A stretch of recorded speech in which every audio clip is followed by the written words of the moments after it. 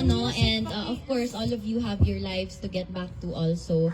But ayun, first of all, I want to thank you for, for those of you who keep showing up for my father.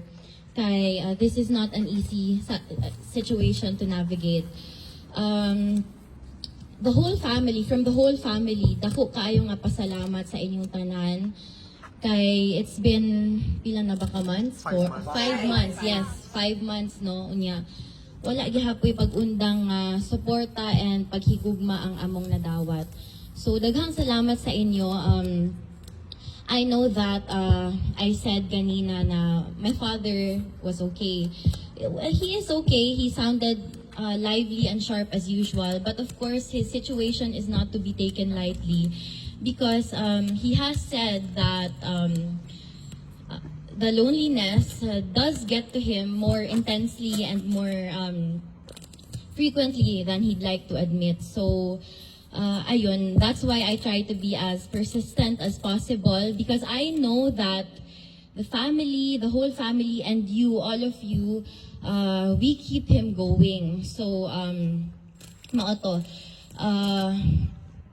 with that being said, it keeps him going. The constant communication from to the visits, the calls, and of course my daily letters. So I left The Hague. The first time I left The Hague was April 16, 16 I think. April 16. So I've been writing him daily letters, good, and I have not stopped. So and he told me that from time to time he does go over them when he gets lonely.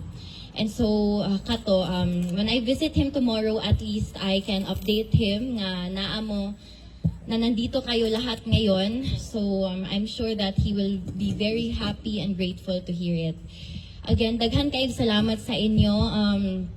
Ayun, I will not make this very long na kay I know that all of you are busy also. And gabi na pod, so mga tulog na tatanan. Actually, nagakulot na ni akong buhok diri sa taas kay pasabot ana haggard na pud ko, no? Atugon na pud ko. Pero daghang salamat sa inyo. Dili na ko magtagalog kay mabash na sa daan eh.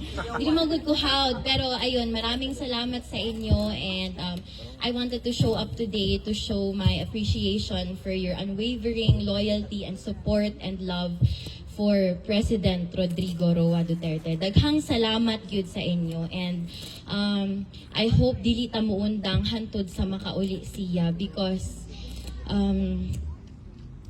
kita lang ang iyang hope, no? Kada gabi when he is about to sleep,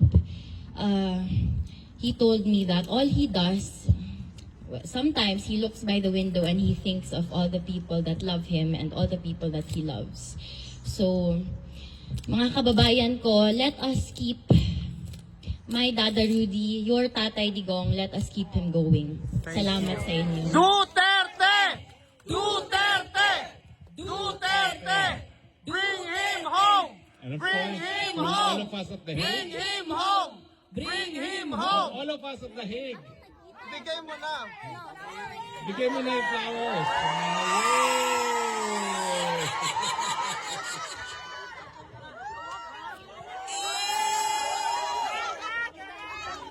Siren of Netherlands. Okay, photo op.